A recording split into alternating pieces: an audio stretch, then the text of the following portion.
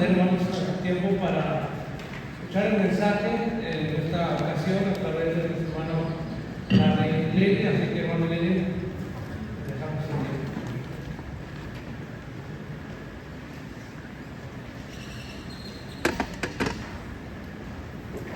Muchas gracias, hermano Sergio, y otra vez buenos días, hermanos. Por favor, abran sus Biblias al libro de Segunda a los Corintios. Algunos dicen Segundo de Corintios, pero D significa que proviene de alguien. A significa que está escrito a alguien. De Pedro, de Judas. De estos hombres son otros libros. Pero ese es el primero, segundo de los Corintios, capítulo 8. Y quisiera que leyéramos aquí los primeros, hasta el versículo 11, del 1 al 11. Pues se pie, por favor.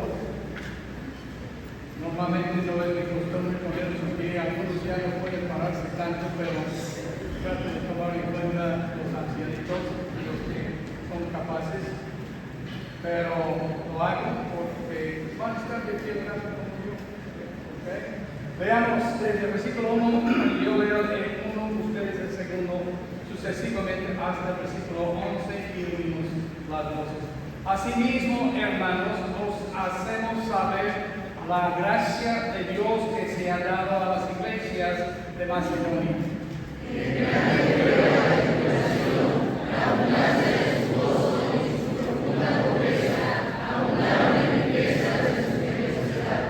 Pues doy testimonio de que son con agrado andar conforme a sus fuerzas y aún más allá de sus fuerzas. Pidiéndonos con muchos retos que consiguiésemos el privilegio de participar en este servicio para los santos. Y no como lo esperábamos, sino que asimismo se dieron primeramente al Señor y luego a nosotros por la voluntad de Dios.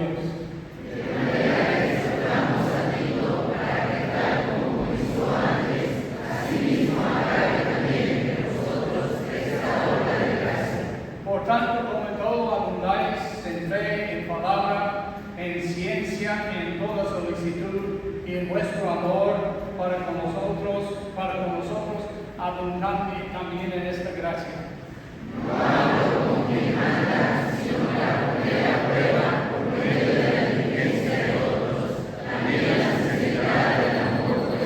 Porque ya conocéis la gracia de nuestro Señor Jesucristo, que por amor a vosotros se hizo pobre siendo rico, para que vosotros con su pobreza fueseis enriquecidos.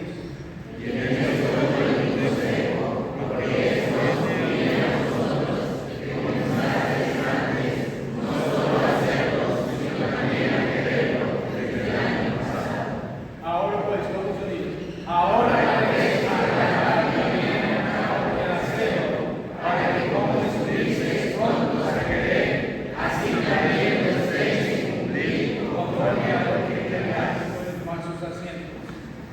este es el pasaje clásico de lo que llamamos la promesa de fe.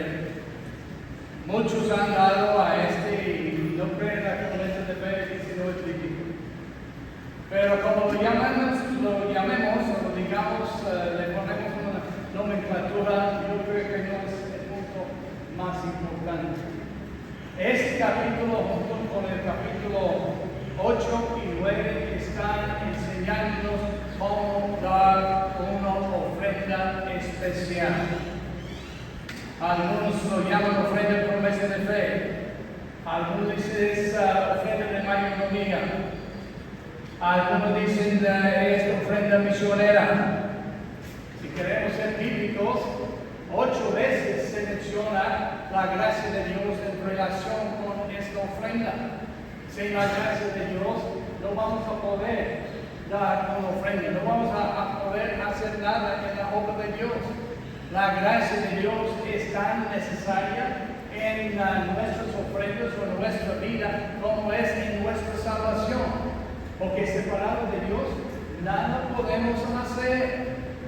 Entonces, aquí, desde el versículo capítulo 8, capítulo 9, lo encontramos mencionando la palabra gracia varias veces. A lo mejor debemos llamarlo ofrenda de gracia, porque sí es una ofrenda de gracia. Dios nos da gracia para darla y la damos mediante su gracia. Solamente en 2 ocasiones de esas 8 veces Él menciona en lugar de gracia. Él dice en el versículo 19, capítulo 8, Él dice es un donativo. La gracia de que Él habla aquí es un donativo que Él pide de nosotros. Y en el capítulo 15, Él dice que es un don inefable, es un don. Está refiriéndose a la obra misionera, la obra de dar una ofrenda para la obra de Dios en esto. Cuando hablamos de esta ofrenda, y más al rato estaremos levantando una ofrenda de promesa, porque tenemos que dependernos de Dios, y espero que ya hayas estado orando, que te ha interesado suficientemente la obra del Señor Jesucristo para orar y pedir dirección en Juan para dar esta ofrenda. Muchos pastores vienen a este evento y les pedimos que ellos oren y pues piden a Dios que ellos dicen, tengo que ir a hablar con la iglesia. Ya debiste haber hecho eso. Ya es hora de levantar la ofrenda. Entonces necesitamos saber lo que vamos a hacer ahora. Pero si no, ese no es el problema, porque deben estar de acuerdo con la iglesia. La Biblia lo llama esta ofrenda, sea como la llamemos, yo prefiero usar ofrenda de promesa de fe. Entonces nunca me ha fallado esto, porque yo me doy cuenta que estoy haciendo una promesa a Dios, no al hombre. Pero esta ofrenda de fe no es para el servicio de los santos, versículo 4, pidiéndonos con muchos ruegos. Y algo notable que me di cuenta cuando estábamos leyendo este pasaje, los hermanos en Corinto no estaban quejándose que otra vez otra ofrenda. Ellos estaban pidiendo, rogando que Pablo les permitiera participar en esta ofrenda. Entonces dice, pidiéndonos con muchos ruegos que les concediésemos el privilegio de participar en este servicio para los santos. No para su uso personal, lo veremos en un rato más. También es una prueba de la sinceridad de tu y mi amor cristiano, igual como fue una prueba de la sinceridad de los hermanos en Corinto. Dice en el versículo 8, no hablo como quien manda. No hacemos esto porque es mandado, aunque sí es mandado. Tenemos un motivo más elevado. Nadie me mandó que me casara con mi esposa. Le pedí la mano porque yo la amaba, y yo la amo, y la he hecho de menos. Y la amaré hasta mi tumba. No viven 60 años juntos y luego se vive porque no ya está con el Señor. Me alegro que está con el Señor. Ya no está sufriendo, ella sufrió mucho. Le pusimos en el cuarto de hospicio un día, el 2 y el 5 ya está con el Señor. Y no le he compartido con todos, pero tú debiste ver su cara cuando ella abrió sus ojos más grandes que jamás los había visto en mi vida y más azules que el azul que ella tenía. Y miró en el cielo y su piel cambiándose como si fuera de un bebé y luego inmediatamente está atrás. Hasta mi hijo, mis hijos se comunicaron con eso.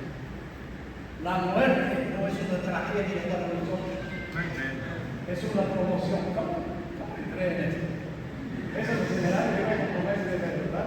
Pero mi esposa pasó conmigo su vida hablando de promesas de fe, animando a los hermanos que quieran a la obra misionera, y de causa de esto somos misioneros por más de 56 años.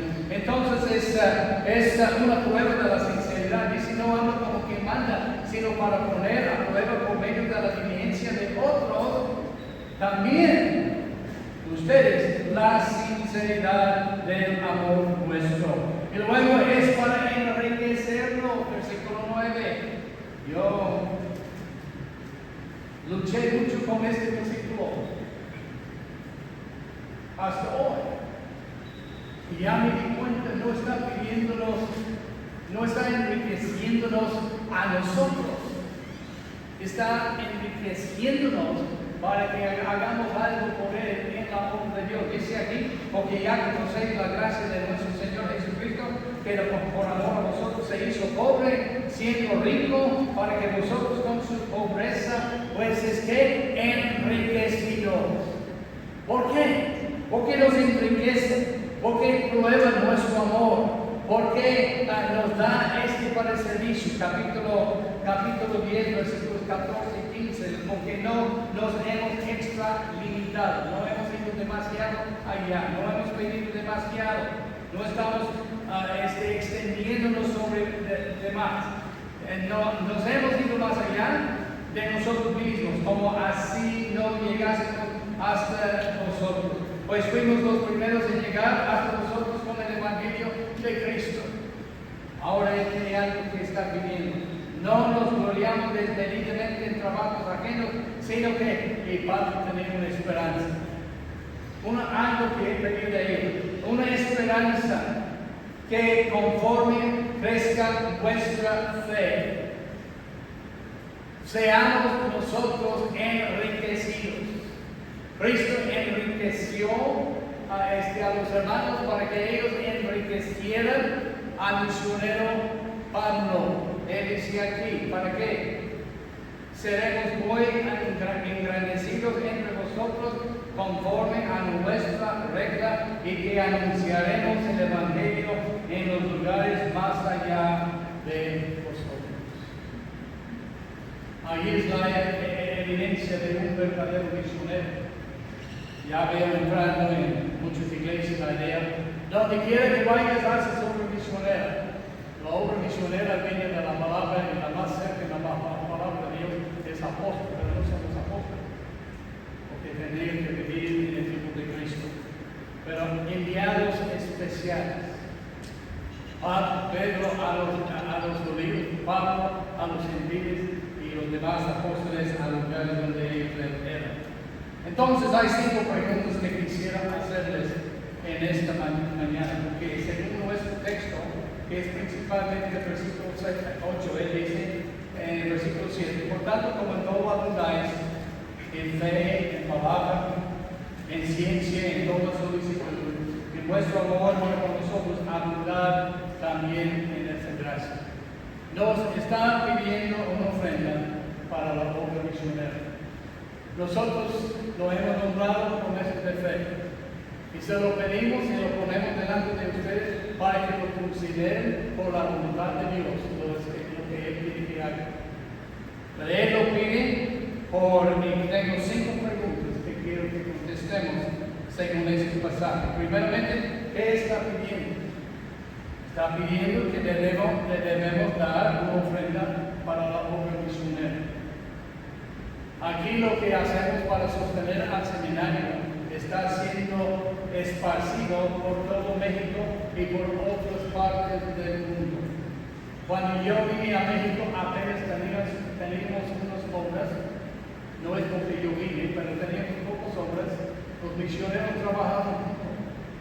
Que yo sé, tenían obras en unos 4 o 5 estados, cuando mucho, y no eran muchas obras, muy escasas. Ahora que yo sepa que hay obras con nuestros graduados en todos los estados de México. Y hay en algunos lugares muy obras. Entonces Dios ha hecho esto. Él pide una ofrenda de promesa de fe para que Él pueda extender la obra misionera, no solamente aquí en México, a obra misionera que está ajena a la misma iglesia que está sosteniéndolo. No se gasta en la iglesia, se gasta en la obra fuera de la iglesia, en otros que están haciendo el ministerio. Pero Él nos pide cómo Él quiere que hagamos la ofrenda. Él dice, como en todo abundáis, Él dice fe. Qué bueno que uno tenga más fe cada día. En ciencia, qué bueno que tenga más conocimiento cada día. Y en palabra es que bueno que lees la palabra y sabes más de la palabra de Dios cada día. Y en toda solicitud, sinceridad y tu amor para nosotros, pero Él dice abundar también en esta gracia. Lo único en que no abundaba la iglesia en Corinto, porque tenía sus problemas en cuanto a ello, es que era en la ofrenda misionera, la obra de misión. Si realmente quieres saber la temperatura y la grandeza de una iglesia y el ministerio bíblico de una iglesia, mira a su extensión en la obra misionera. Porque la obra misionera incluye todo el mundo. Comienza en Jerusalén, donde tú estás, pero se extiende a través de Judea, Samaria y hasta lo último de la tierra. Cuando Él dice abundar, ¿qué está diciendo? Versículo 7 dice abundar. En el versículo 3 dice, pues todo el testimonio de que con agrado han dado conforme a sus fuerzas y aún más allá de sus fuerzas. Está pidiéndonos algo más allá de nuestras capacidades, de nuestras fuerzas. Vamos a necesitar la gracia de Dios. Y gracias a Dios, Pablo nos enseña todo lo podemos hacer en Cristo Jesús que nos fortalece. Cuando Él dice abundar, Él está haciendo de exceder de lo que estamos haciendo. Cada vez que yo predico sobre la promesa de fe, yo tengo que orar, Señor, ¿cuánto más quiere que yo dé? A veces me dice esta cantidad, a veces me dice, espérate. Pero trato de obedecer a Dios. Abundar significa exceder, significa rebosar, significa sobrar, avanzar, ir adelante, hacer más, no menos. No estancarse donde estás, estar contento con lo que estás haciendo, no recrudecer, no mantenerse, sino hacer más. Él dice, nadie se lo dará, medida buena, apretada, revestida, dará de vuestro regazo, con la misma medida que medís, os volverán a medir otra vez. Él quiere que demos en esta manera, como Él nos ha dado a nosotros, hermanos, abundantemente. Eso contesta la pregunta que, ¿cuándo? En el versículo 11 dice, ahora, no mañana, no después, estamos planeando para el futuro. Ahora pues, llevar también a cabo de hacerlo. En los primeros 2 versículos notamos que estos hermanos, cuando Dios les dice ahora, entonces ellos no tenían.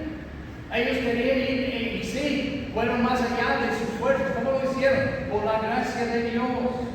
Y él dice en el versículo 2 que ellos estaban en grande prueba de tribulación. Lo siento, ya no puedo hacerlo, no puedo ayudarles, estoy sufriendo mucho, hay mucha escasez en mi casa, mis hijos están enfermos, estoy a punto de perder mi trabajo, no puedo hacer nada. No digas esto. Dios es grande, hermanos. Dios es todopoderoso. Dios suplirá lo que necesitamos para hacer su obra si le permitimos hacerlo. Que grande prueba de tribulación. Dice prueba, pero dice grande, profunda, extensiva.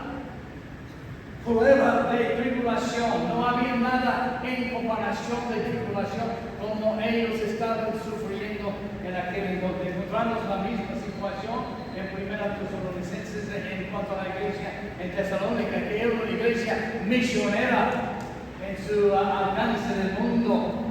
De hecho, había poblado todo el mundo a su alcance con el Evangelio, no mediante otros, sino de los que estaban en su iglesia.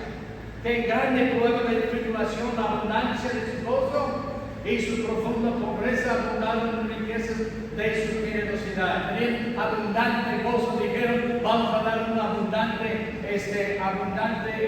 ofrenda porque tenemos abundante gozo en Cristo, hasta que ellos vinieron más allá de sus propias fuerzas. ¿Por qué? ¿Cómo es que nosotros hacerlo bajo cualquier circunstancia y condición? Porque es por gracia, hermano. Tengo otro mensaje. La gracia de Dios en la obra misionera. Son 7 puntos. Puede añadir más. alarga 3 horas. Pero aquí es por gracia. Él dice en el versículo, os hacemos saber la gracia de Dios. En el versículo 6, entre vosotros esta obra de gracia. En el versículo 7, abundar en esta gracia. En el versículo 9, ya conocéis la gracia. En el versículo 19, él habla de la gracia como esta ofrenda, este donativo. En el versículo 8, capítulo 9, poderoso es Dios para hacer que abunde en vosotros toda gracia, esta gracia. Y en el versículo 14, él dice que él quiere por ti y para mí, para hacer su obra misionera, algo súper abundante, pero más que esto, súper abundante. Gracias, hermanos. ¿Cómo podemos decir que no tenemos y no podemos? Dios sabe nuestras circunstancias. Él sabe la condición financiera en que estamos. Él sabe el sueldo que tú ganas. Pero él todavía dice, dale, Señor, dará, medida buena, apretada, remecida, darán en vuestro regazo, porque con la misma medida con que habéis dado, darán los hombres en vuestro regazo. Entonces Dios ha cubierto. ¿Qué debemos hacer? Abundar. ¿Cuándo? Ahora, en cualquier circunstancia. ¿Por qué? Es un mandato. Él habla en el imperativo aquí. Abundar en esta gracia. No está hablando de un hecho, está hablando de un reto. Abundar en esta obra. Es mandado. De hecho, encontramos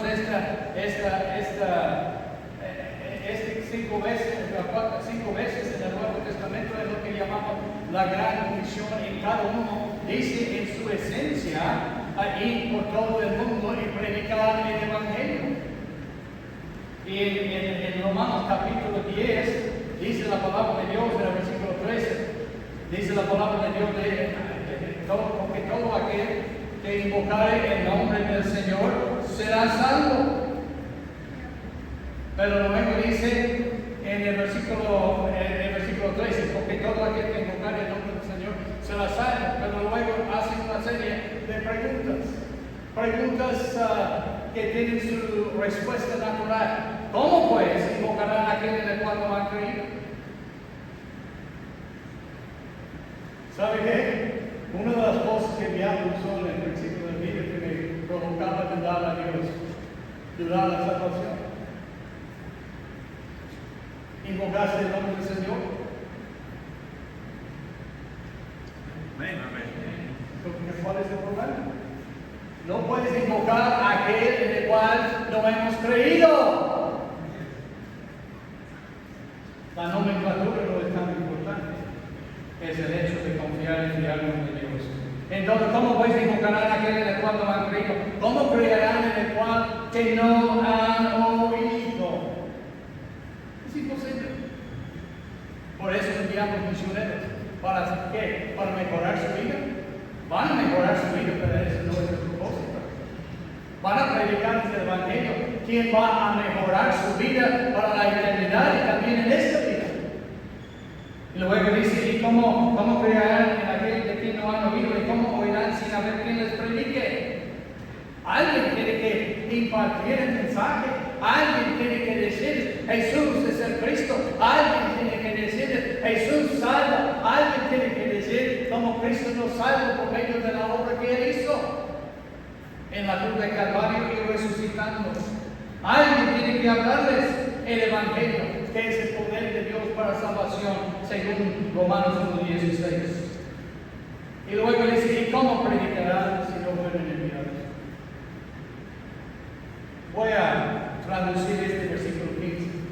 ¿Y cómo les enseñaremos si no tenemos con qué enseñarles aquí y prepararles para el ministerio? Igual como el misionero no puede ir sin que alguien le envíe. Y eso no se refiere solamente de ordenarle y mandarle bajo los auspicios de la iglesia. Habla del hecho de que él va. La Biblia dice de Pablo y su compañero cuando le le ordenaron, en la Biblia dice, después que le enviaron con la autoridad de predicar el Evangelio y hacer la obra de Dios y enseñar el Evangelio de Cristo Jesús. ¿Cómo oirán sin haber quien les predique? Para eso han pasado aquí 3 años, para que aprendan a predicar. ¿Sabe lo que significa predicar? No predicar.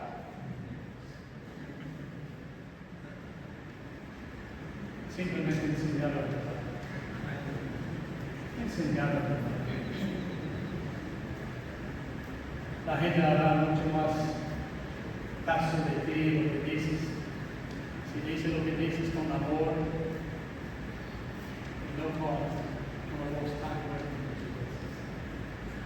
Sí, hay cosas que hacemos para enfatizar cosas, pero no es esto que hace llegar el Evangelio a los corazones. ¿Y cómo predicarán si no pueden enseñar? ¿Cómo está escrito Juan hermosos? No, esa gente tiene pies hermosos. Yo no enseño mis pies mucho a la gente. Pienso que ya en mi edad, con las uñas de los pies, tengo pies muy tan hermosos. Pero la Biblia dice que los que llevamos el Evangelio tenemos pies hermosos. Amén. Hermosos. Dice la palabra en el versículo: cuán hermosos son los pies de los que anuncian la paz. Llevamos paz. Y llevamos buenas nuevas. Que ya es consumado. Que podemos acercarnos a Dios y servirle y ser salvos por medio de Él. ¿Por qué? Por el mandato que Él nos da. Pero luego, ¿quién debería ser? Él dice en el versículo 7: vosotros, la palabra abundada es formado en el tiempo de vosotros. Está hablando de cada uno, individualmente y cada uno colectivamente. Vosotros, tú, tienes esta responsabilidad. Sí, la iglesia tiene la responsabilidad de mandar a enviar, pero ¿cómo puede enviar a quien no hay? ¿Y cómo puede enviar a quien no se ha preparado? ¿Para qué necesitamos prepararnos? Leo la Biblia y lo predico. Hermanos de Cristo vio necesario preparar a sus propios discípulos que estaban en su presencia por 3.5 años, tomándoles aparte y enseñándoles sobre el reino de Dios y el ministerio, aparte de todas sus enseñanzas al público. ¿Qué nos hace pensar que no necesitamos un seminario que predica y enseña como tenemos aquí? Yo he visto a los que entran en seminarios de 6 semanas de rapidez. Y de veras, yo no quisiera, la mayoría, no todos, confiar en la iglesia en sus manos como pastor. O sí saben la palabra, pero no saben por qué sabiduría. No saben tratar a la gente, no saben tratar los problemas, no saben tratar los que tienen problemas matrimoniales. Entonces aprendemos esas cosas en la palabra de Dios. Él dice nosotros: ¿qué es lo más importante para ti? ¿Qué tan importante eres tú? ¿Qué tan importante es que tú te involucres a ti, tu iglesia, y la membresía en el sostén de este instituto? Bueno, la pregunta es: ¿qué tan importante era el muchacho en la alimentación de los 5 niños? ¿Qué tan importante? Porque la palabra de Dios nos enseña en el libro de Marcos. Marcos tiene el discurso más extensivo y explicatorio sobre este, lo tenemos en Mateo 14, Lucas 9, Marcos 6 y Juan 6. El mismo, cada uno nos da información. Pero luego cuando como cada uno veía la multitud, cuando Cristo vio la multitud, en el versículo 34, tuvo compasión. Cuando los discípulos vieron la multitud, pasaron por alta la multitud y solamente veían sus circunstancias rodeando el desierto. Ese es un lugar desierto, no vieron la multitud. Cuando ellos vieron la cosa, cuando Dios dio esto, la Biblia dice que ellos vieron el desierto y que la noche ya había llegado y era hora de ir a casa. Cuando ellos vieron la multitud, le dijeron a Cristo, despídelos. No es nuestra responsabilidad. Cada uno podía ayudar. Es grande ya. Y entonces luego Cristo les respondió, dale nosotros a comer. Ay, Señor, ¿con qué? Si tuviéramos 2 denarios, 200 denarios, esos son 200 días, 3/4 de un año, 2/3 de un año de sueldo. No podríamos alimentar a esta multitud. Y entonces ellos dijeron, despídelos para que vayan y compren por sí mismos. Cristo dice, a lo mejor van a fallecerse, digamos, van a desmayarse en el camino. Entonces, luego dice aquí, entonces dice, recuerda, dale vosotros a comer. Entonces él les dijo, ¿cuántos panes tienen? ¿Saben que ellos no sabían, no habían levantado inventario de sus enseres? Ni sabían lo que tenían a mano. Yo voy a veces pregunto, pastor, hermano, ¿cuánto tiene la asistencia de hermano? No sé, hermano, pero voy a checar con ellos. ¿Sabe lo que lo primero hoy cuando estaba pastoreando que yo hacía? Yo checaba la asistencia. Yo checaba si otros estaban siendo añadidos. Yo quería ver la iglesia crecer. No era la cosa más importante, pero era parte de cómo juzgamos la necesidad y cómo mejorar el ministerio. Entonces ellos dicen, ¿cuántos panes tienen? No sabemos, Señor. Es el único que dice esto. Nosotros no nos enseñaron a subir, pero no habían llegado a este punto en nosotros. Ellos dijeron, él les dijo, id y vedlo. Luego la Biblia dice que ellos fueron. Tenemos 5 panes y peces. Hay un muchacho que trajo un noche y él tiene 5 panes y 2 pececillos, pero no hay nadie más que trajo. No hay otro que tenga que sepamos, solamente un muchacho y luego vinieron las 5 panes y 2 pececillos. Pero Señor, ¿por qué es esto entre tanta gente? Aquí tenemos 5,000 hombres, más mujeres y niños, quizás 15, 20,000 gente. ¿Cómo vamos a alimentar toda la multitud de esto?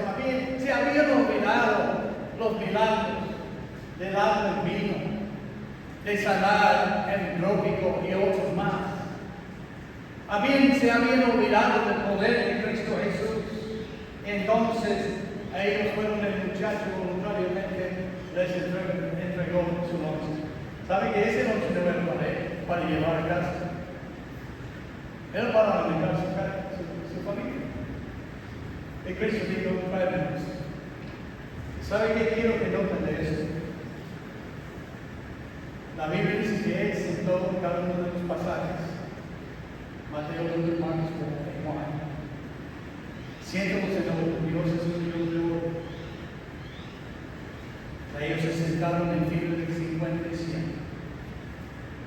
Entonces, Él dice, dame los panes y peces. 5 panes y 2 peces. Tomó los peces, los panes y los repartió. Y ellos lo distribuyeron entre la gente. Yo no sé cómo hacía esto. También los peces sí, lo repartieron. Y luego los discípulos comenzaron a tomar el pez, a lo mejor lo dividió en 2 y aceptaron lo que yo pienso. La Biblia nos dice que grande era la pieza. Pero con cada pieza que dejaba la mano de cada apóstol, cada hermano, apareció otro pieza. A lo mejor esa es la manera, yo no sé. Solamente había una canasta que yo sé y no había habido suficiente. Y luego notamos lo que la Biblia dice en el versículo 42. Y dice esto en cada uno de los 4 pasajes. ¿Comieron cuántos? Comieron todos. A nadie le faltaba ni al muchacho. ¿Y qué más? Se saciaron. Estoy muy contento, estoy satisfecho. Como a veces decimos vulgarmente, estoy lleno. No hay nada más. Debemos tomar en la noche, salir bien satisfecho. Comer panes, eran 4 barras que yo cubrí y llevé a uno a la casa. Me están esperando, lo siento. No se cree. Pero ese es algo importante, hermanos. Dios proveyó. Tú y yo. Ahora, ¿cómo podemos hacer esto? Voy a terminar. Tengo 7 puntos, pero no voy a elaborar ninguno de ellos. Nota el versículo 5. Y como no como lo esperábamos, sino que así dieron primeramente al Señor y luego a nosotros por la voluntad de Dios. Primeramente, acéptalo como la voluntad de Dios. Yo no he compartido con ustedes mi voluntad. Les he compartido lo que Dios quiere de ti y de mí. Como tú lo respondas, es cuestión tuya. Nunca te dirían que hiciste bien ni mal.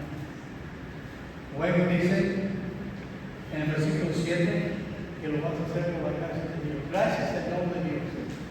Lo he definido un poco diferente.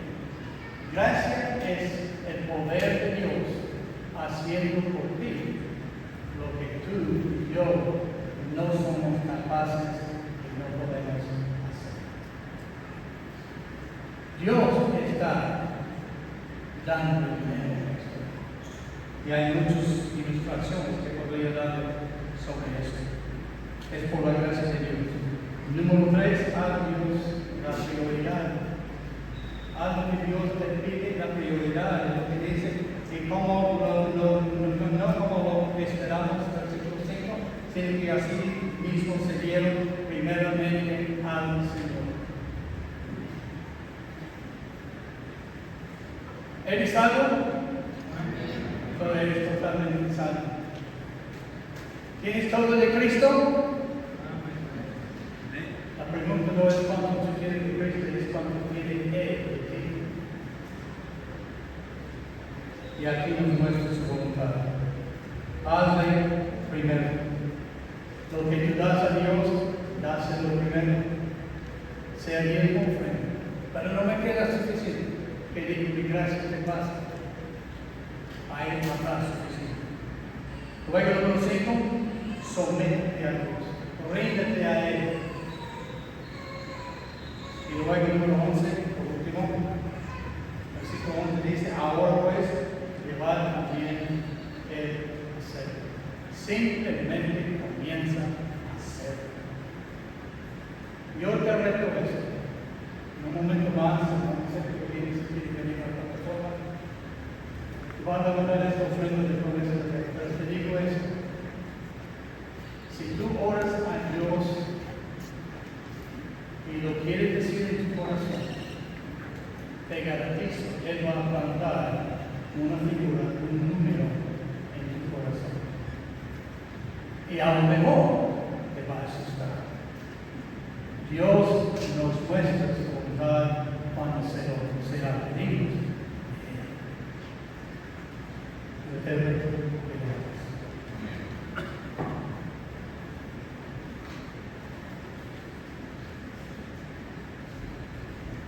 Bueno, hermanos, este es un momento muy importante y quisiera que todos ustedes reciban una tarjeta que los jóvenes les van a entregar.